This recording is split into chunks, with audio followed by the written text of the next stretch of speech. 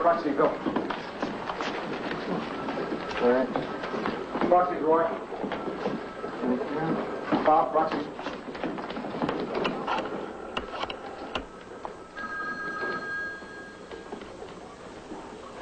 City desk, Grant. Lou, you have those proxies? Be right in, Charlie. This your first board meeting? What's your game plan? Impress them with your thrift? I want to tell them I spent every dime of last year's budget, and this year I'll need more. That's what Costello used to say. Who's Costello? I was the city editor about a year ago. Let's see, 4 men before you. He burst into tears at the board meeting.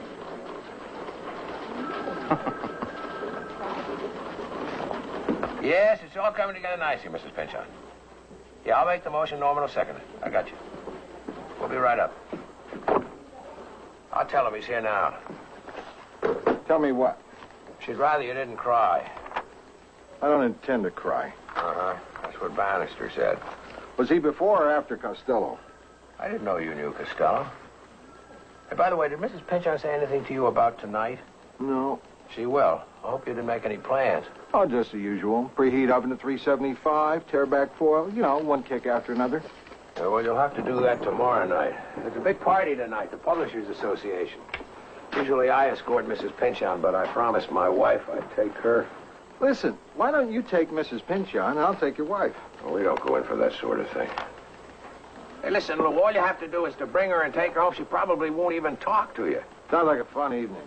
Well, I think I have all the proxies here. Doesn't look like much. Well, the little bits and pieces from the staff come to 9%.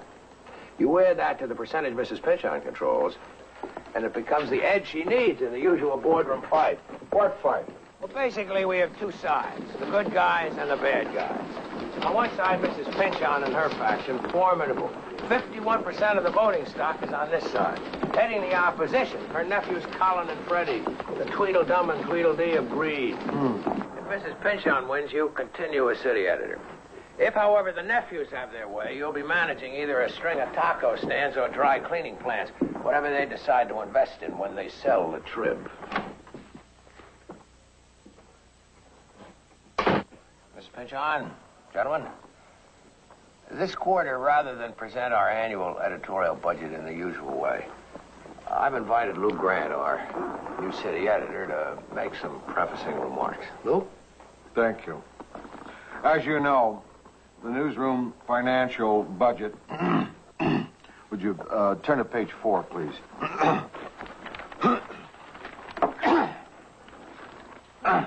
Thank you, Norman. You're welcome.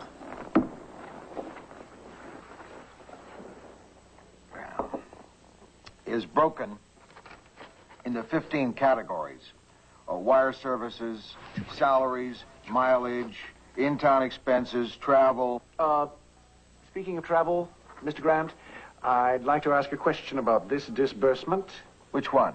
$5,285 for a trip to Jamaica? That also included 3 white suits. What? Well, the suits belong to the company. Is this that time you got hoaxed?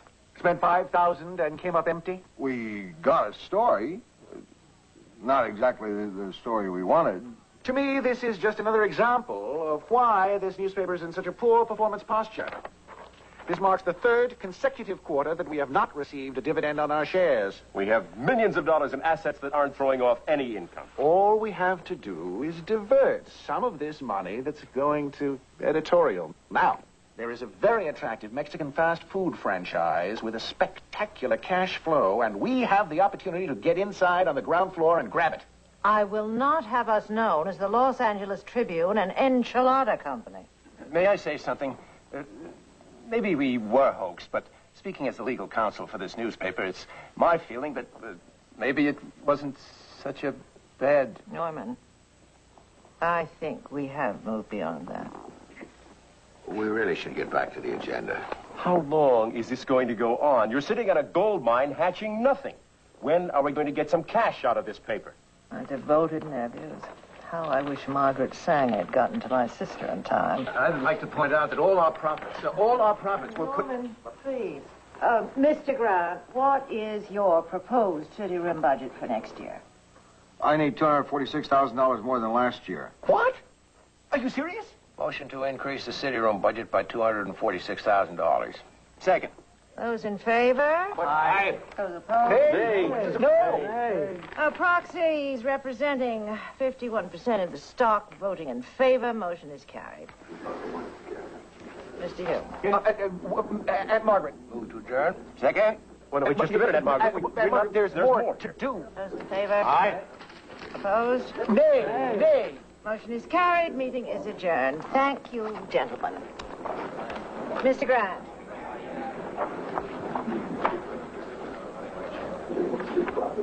I understand you're going to be my escort this evening. Oh, yeah. What time would you like I'll me to... pick you up at 7:30. Congratulations. Another stunning victory. Thank you, Colin. Petulance becomes you. Someday you're going to ring for your stooges on this board and no one will answer. It'll be the best thing that ever happened to you. Or to us. Hey, you think that's a nice way to talk to your aunt? Fred has a point. Why don't you take some of your money and go off and enjoy yourself? Swing a little. Go to Munich, pick up a Duke. Take him to Paris, Aunt Maggie? I'm tired of telling you, Colin. I do not like to be called Maggie. I do not want to be called Maggie. Is that clear? Quite clear. The point is, Aunt Margaret, we have to make a living, too. How long do you expect us to do nothing? Quite a while, since that's what you seem to do best.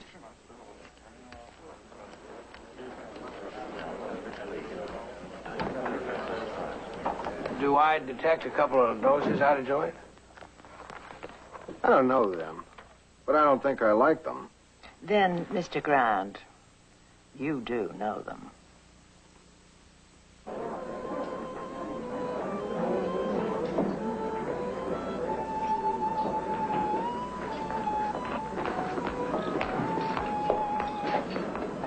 Oh, I don't think I dressed right. Well, since you look terrific. No, I assumed you knew that this was black tie. I didn't. But I am wearing one black sock. Where's a charming wife? She's in the ballroom having a hell of a time. Zubin Mehta asked her to dance. Well, then who's leading the band?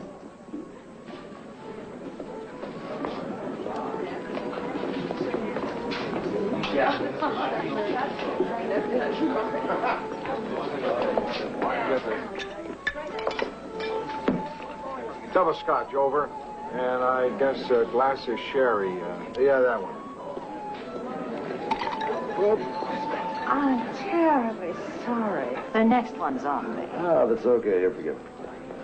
I'm Russell Granger. I've heard about you. I deny everything. It's a good idea. What I've heard isn't very flattering. Well, you should give me a chance to defend myself. Why don't you get me a drink? We'll talk about it. I think we'd better. What would you like? White wine. Make mine a scotch.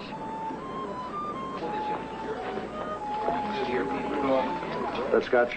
Yeah. Thanks. Hey, buddy, that's mine. It's going for a good cause. Hey, listen. Oh, Have you met Russell Granger? This is Mr. Grant. Blue Grant. Mr. Grant brought me this evening. Oh, I see. I'm just your city editor. You publish a paper? The Los Angeles Tribune. Margaret Pynchon, I'll be damned. I thought you wanted the scotch for yourself. And I know it was for her. Looks like you and I are the only ones who know how to dress for these things. Yeah, I guess the rest of these guys didn't get the word. It was brown tie. Come on, Maggie. We've got some things to talk about. She doesn't like to be called that. Well, whatever gave you that idea?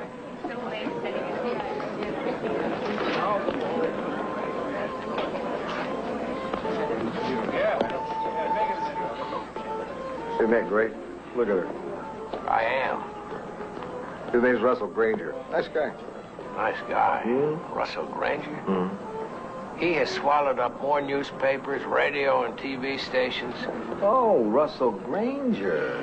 Oh. I don't like it. I don't like him melting his butter all over her as if she were a pancake. Oh, lighten up, Charlie. It's good for her. I can't believe that anything about him can be good for her or the trip. Come on. He didn't even know who she was. Really? I wonder.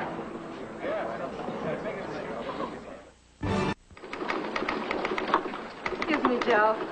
Joe Rossi. This is Russell Granger. Oh, how do you do? I read your stuff, Mr. Rossi. When are these people going to submit your work to the Pulitzer Committee? Beats me. I ask him that every year. Russell, please. He's impossible now. Don't make things more difficult. I can't help it. I'm familiar with his work. How? You live in New York? I read 15 papers every day. I like to know what's going on. Oh, yeah? What's the temperature in Karachi? 87. I'm sorry, I was kidding. It's all right. I was guessing. This is Billy Newman, one of our general assignment reporters. How do you do? How do you do? Bet you've never heard of me. Let's see. You wrote the piece about the young American Nazi. I appreciate good writers. Who knows, someday I may have to hire one. They make a cute couple. How many times do you suppose I was said at Bluebeard's wedding? Art Donovan, assistant city editor. How you doing, Art? Russell Granger. Russell Granger. How much you pay for that jacket? Now come back, Charlie, when you can get your mind off them. No, stay. They're leaving. Financial, Wilson. Sure, Charlie, right away. Yeah, I'll tell Ross. You're really in a sweat about them, aren't you? Just don't like him. And I trust him even less. You know something? It occurs to me that we haven't talked seriously in a long time. 4 days? Oh, that doesn't count. It was after the Oakland game. We were both snockered. We talked about God, life, ethics, the world situation. We talked about whether or not it mattered if Barbie Benton could sing. Oh, yeah. What did we decide? That didn't matter. See? There was a touch of philosophy. What is it about Granger that scares you so much? This. The Atlanta Post. This used to be a good newspaper before Granger got his hands on it. Let me see that. Truth about Einstein's suicide. Einstein didn't commit suicide. Oh, I know. That's the truth the newspaper reveals. Also, who's Jackie Onassis living with now? Aunt's son, John. This isn't journalism. It's distortion. It's sensationalism. It's a callous disregard of facts and of people's right to dignity. It's innuendo, it's sex, it's violence. Hi, talking about me? Hey, Anna, you got any stock market tips for me? I got $10. Yeah, wait. Listen, I want the two of you to do a little quiet digging. I mean really quiet. Into what? Russell Granger. Specifically, any activity regarding the trip. You look pretty active out there. No, I don't mean towards Mrs. Pinchon. I mean towards this newspaper. Now, get on it. Hold it. I've got Rossi on a breaking story, that murder last night. Put Driscoll on it. I already put Rossi on it. That's okay, Lou. No conflict. I can handle both. Whatever you find, you bring it back to me. Everything, no matter how trivial. And I'd like to hear from you at least once a day, maybe more. Preferably. Well, just one thing. What are we supposed to be looking for? I think you'll know it when you see it.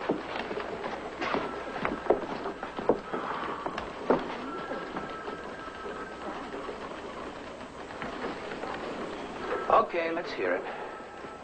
Charlie Hume, you're a paranoid jerk. Never a jerk, Charlie. What paranoid? I think it's great she's got a guy interested in her.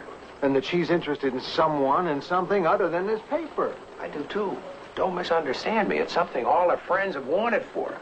But I just want to make sure there are no buts.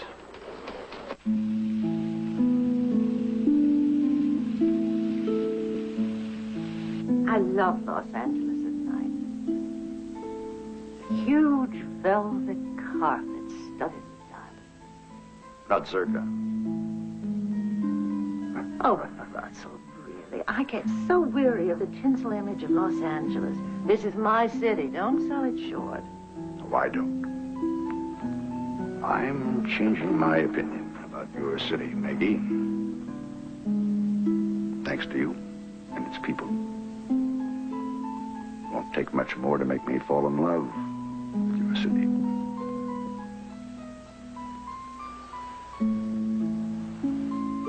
Russell? When I was just a girl, a very dear aunt of mine told me something I've always remembered. I had called on her unexpectedly one day and found she'd been crying. She was in her 50s. I expect maybe more. She wouldn't tell me what was wrong. Except to say, child, you never grow too old to be hurt. I have a reputation as a loner. There's a reason for that. Which I guess is my way of saying that men are afraid to be hurt, too. And now I'll drive you home. You were, I believe, about to pour me some more champagne. Would you hold Mrs. Pinchon's calls, please? What's the idea of telling her that? Sorry, but I have to talk to you about Russell Granger. Have you come to warn me about him, Mr. Hume? I've gotten some information that I think you ought to hear. Hold my calls. Miss Pinchon, you know that I'm a cautious man. I'm not the type to go off half-cocked. I was suspicious of the attention that he's been paying you. Mr. Hume, you flatter me. I'm sorry, this is so awkward. Look, I didn't mean to imply that... I know. Go on. No, I was suspicious, too, for a time. Information has reached me that just maybe his intentions... His intentions, Mr. Hume? Look, Mrs. Pinchon, there have been phone calls from his company's research section concerning the Trib's financial health. Now, this has always been Granger's initial move in any takeover that he's done. I'm sorry, but the facts are irrefutable. Julie, I'll take any calls now. Mrs. Pinchon... The fact is, your information is correct. It is. Russell and I fell to talking about the Trib. He wanted to warn me about any weak areas we might have, to prevent any possible takeover, so he's put his research people on it for me. Mm-hmm. I see.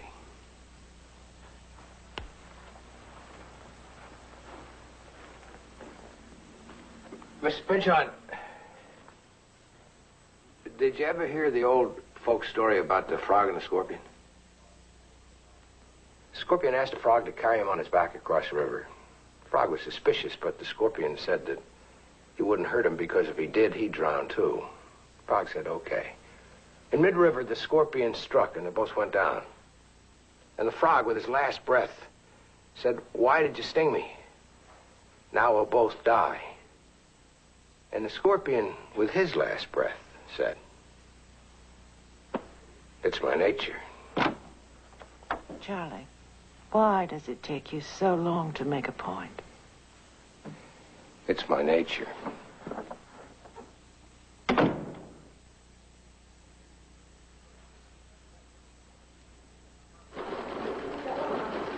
Charlie, Bossy just called in. He's been hanging around Granger's hotel, and he just saw Mrs. Pinchon's nephews go up in the elevator. You tell her. Gentlemen. Thank you. Mr. Granger, I'm Colin. And Freddie, well, what can I do for you? On the phone this morning, you were kind of vague. We wanted to talk to you face to face. Ah. You understand I wouldn't be seeing you except you're Maggie Pinchon's nephews. I don't have much patience with vagueness. We'll be brief and direct. Good. It's about your aunt and me, right? You want to know my intentions towards her. We're here on a business matter, Mr. Granger. Mr. Granger, we are prepared, under the right set of circumstances, to deliver into your hands 49% of the voting stock of the Los Angeles Tribune. You're members of the board. Mm-hmm. And you want me to come in and take over the newspaper your aunt publishes? You'd breathe life into that paper. Vitality. And if you decided you wanted to sell it, somewhere down the line, we'd get some meaningful return for our interest. Huh. What about your aunt? Well, it's not as if she wouldn't get anything if we eased her out. For your information, I care an awful lot for your aunt, and I hope she considers me a friend. To be brief and direct, you haul your Ivy League behinds out of here now before I throw you out on your buckles. Mr. Granger. Nice talking to you. Nice talking to you. Thank you for seeing us, Yes, Mr. Granger. I hope that you'll consider what we...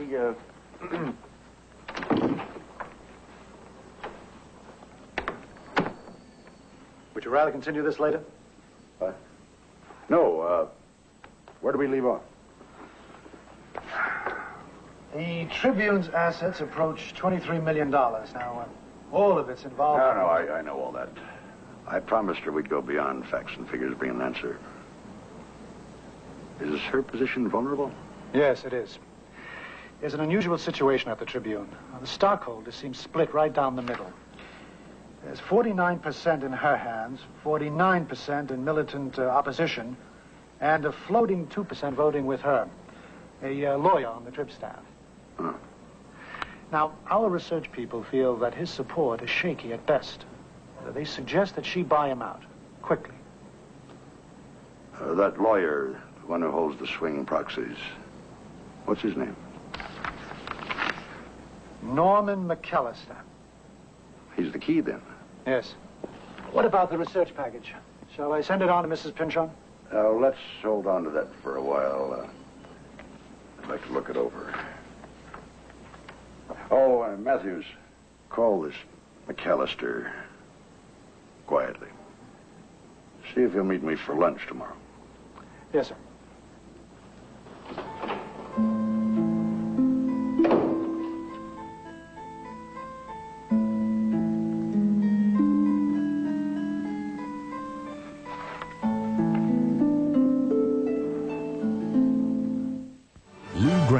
Will continue in a moment here on A&E.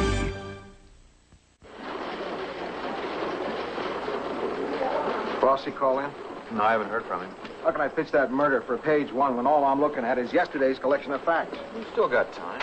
I mean, what's Rossi working on? The homicide or Charlie's suspicions about Russell Green? You're convinced Charlie's wrong about Granger?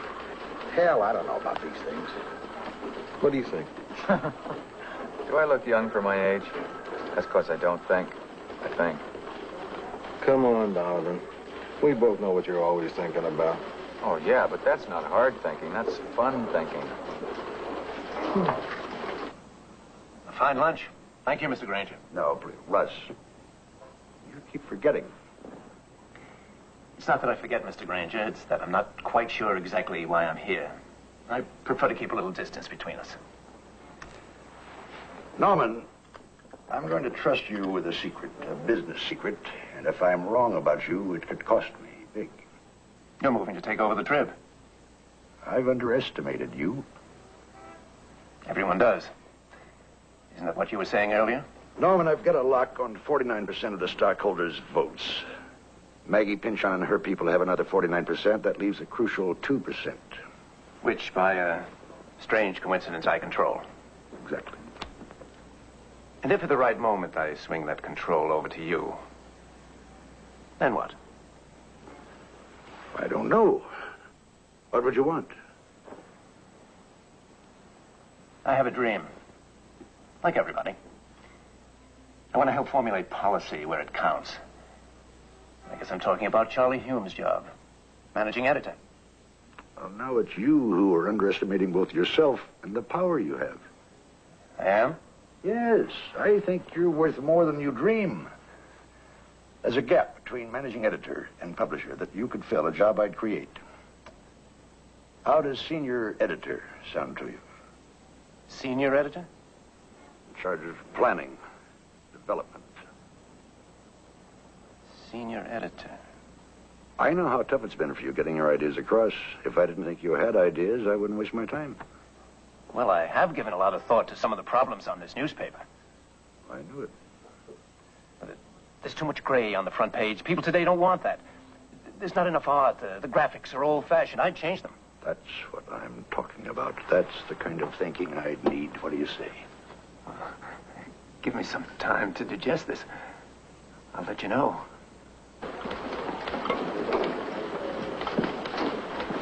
Granger's made his move. What? Take us over? This is one time I didn't want to be right. I don't believe it. So help me, his team is in town. The same team that surfaced when he took over that paper in Houston and New York and Atlanta. They show up like buzzards, circling, checking out their dinner. I believe it. You want to believe it. Besides, what makes you think he has the votes? Granger had lunch today with Norman McAllister. He's got the votes. That's the ball game.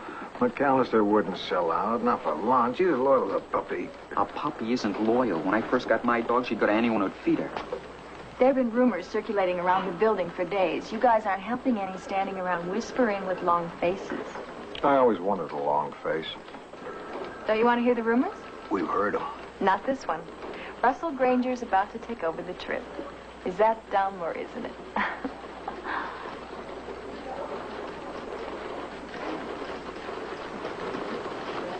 I can't believe what you're saying. Are we gonna roll over for this guy? No. What are we? Are we sheep? He can buy and sell? No. We do not have to work for Russell Granger. I'm not gonna work for him. I'll stuff groceries in a bag before I work on the kind of newspaper this will become if Russell Granger owns it. Wait. Quiet down. Knock it off! Knock it off! Rossi's right. He's right. What am I saying? Okay, he's right. Russell Granger has cheapened every paper he's ever taken over. He's a perfect example of armpit journalism, and he ought to know. I agree, but there's no guarantee this takeover will ever happen here. Do we need a guarantee, Lou? Just the possibility is enough for us to act. Hey, listen, people. We have a paper to put out. Look at this, everybody. Do you want this to turn into this? Okay. Let's form a delegation and let the board know where we stand, how we feel. Let them know we're a family. What's a delegation going to do? The problem remains the same. We've got no clout. No clout. No clout? Look at the talent in this room. We're more than a family. We're a talented family. They can't put the paper out without us. That's not clout. Votes are clout. How many people here have votes on the board? Sure. Talent, integrity, reason, and not enough votes to put in your eye. All right, listen to me, everyone. We have to stick together. Let's not panic, okay? If the time comes and Granger pulls this off, I'll lead you out of here. I promise. Right now, we have a paper to put out. Deadline is still 6 o'clock. It's what we're fighting for, isn't it? Huh? That's right. So come on, let's get it out. It's still our paper. City desk, Donovan. Yes, ma'am. Lou? It's her. She wants to know where the dummy of her front page is.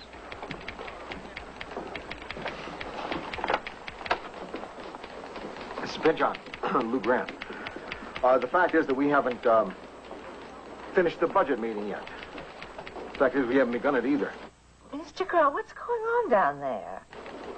Doesn't she know? Didn't anyone tell her? Charlie. I'm not the one for that job, believe me. I tried once before. Mr. Grant, have you fainted? Oh, sorry. I just knocked over my coffee. Whew. Boy, is that a mess. Donovan, will you hand me that towel, please? Quickly. Use your tie. I'm sorry, Mrs. Pinchon. How about half an hour? I should have something in half an hour. Rossi. Write up what you and Wilson have as if we were going to print it. Including Norman's lunch with Granger? Everything. Now, Rossi, make it tough.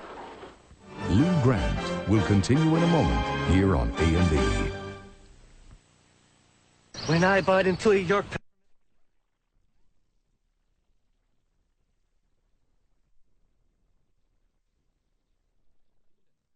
of the A&E returns to Lou Grant. The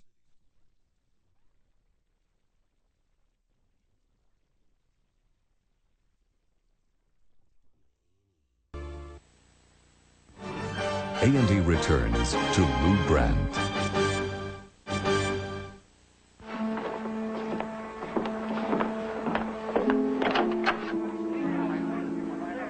What's happened? Oh, they're still hassling. So far, it's a typical board meeting. Well, when are they going to see us? We've been waiting out there over an hour. I know. They said they'd call you when they're ready. I can hear shouting. Now I think you're going to hear some screaming.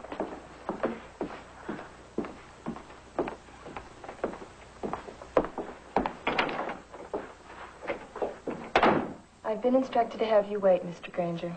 Fine. I can wait.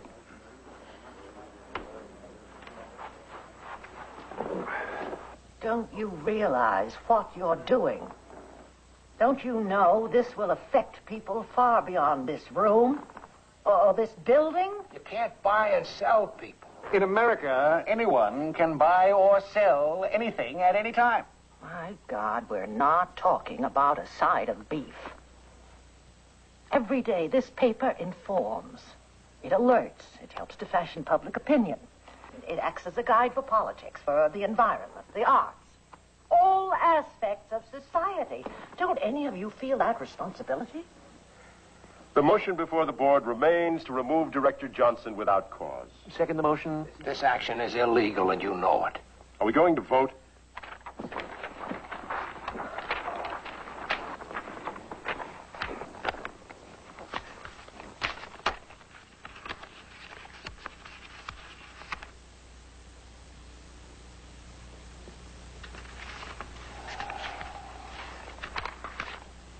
Vote is 51% in favor, 49% opposed. The motion is carried. Mr. Johnson, I don't know what to say. This is a very sad day for journalism in this city.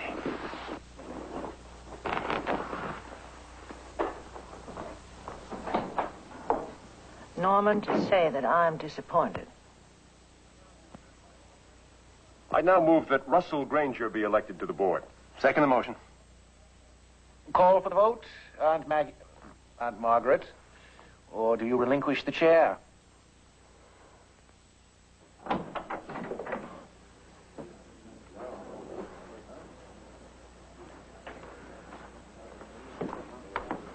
We need legal advice. I know a lawyer who specializes in tender offer law. We should have called them. It's a little late for that. There are state takeover acts, possible SEC violations, antitrust violations. You forgot rape. They'll see you now. Good luck.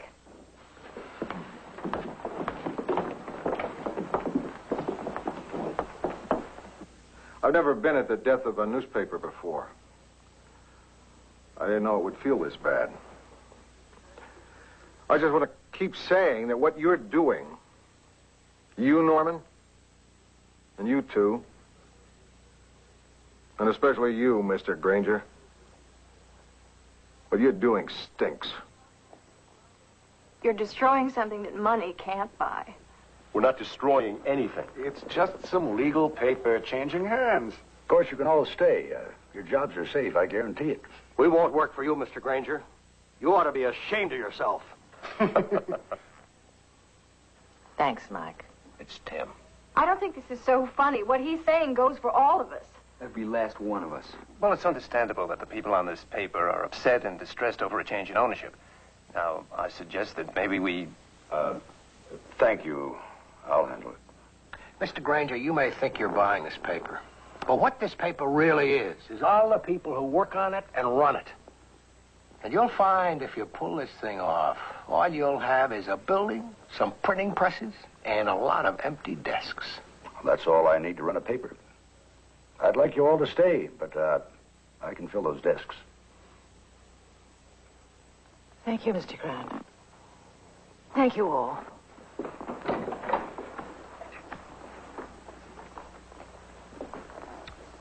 Well, we might as well get the vote over with. Is that the way it ends, Mr. Hume? I would think it deserves a better epitaph.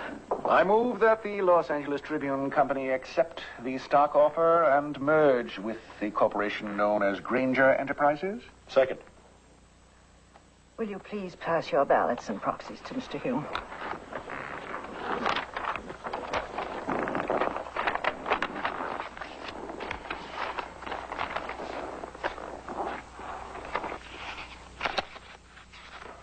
I'll see that you get my resignation. Margaret, wait. You never called me Margaret. Sorry, but something off here. I'm going to have to count these again. What do you mean, off? He means that the yes vote only adds up to 49%. How do you know? Because I voted against the merger. He voted with us 10 minutes ago. How did I know he was going to switch his vote?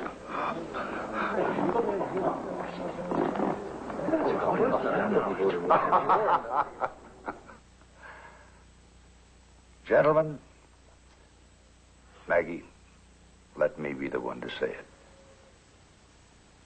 Good for you, Norman.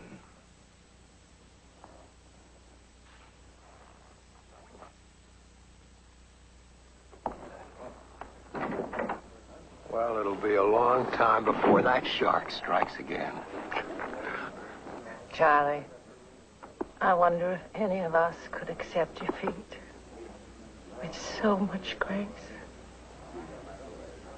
For she's a jolly good fellow, for she's a jolly good fellow, for she's a jolly good fellow, which nobody can deny.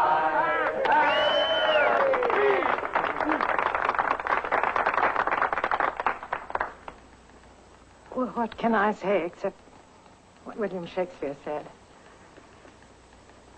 Friends, am I with you? And love you all.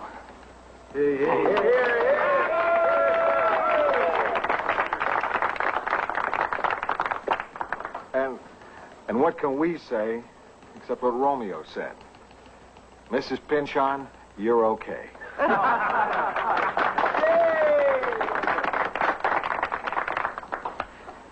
Thank you. Each and every.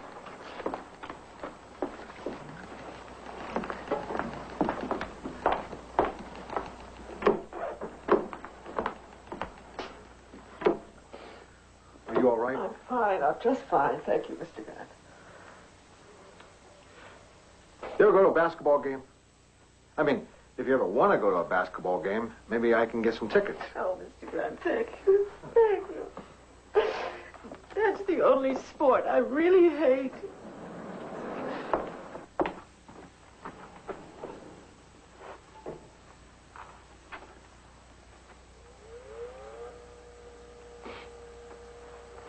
Norman, there's no way I can possibly thank you. Well, yes, there is. I just left a memo on your desk concerning our editorial policy, if you would read it. Norman, what do you know about editorial policy?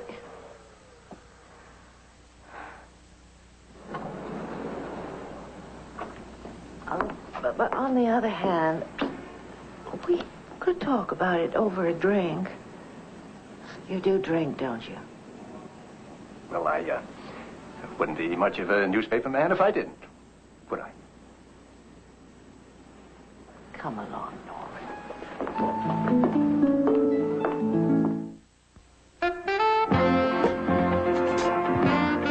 It's a week of new programs and sizzling specials. A&E's premiere week has arrived. Don't miss it this week. Now, a family feud turns deadly on Columbo, next on A&E.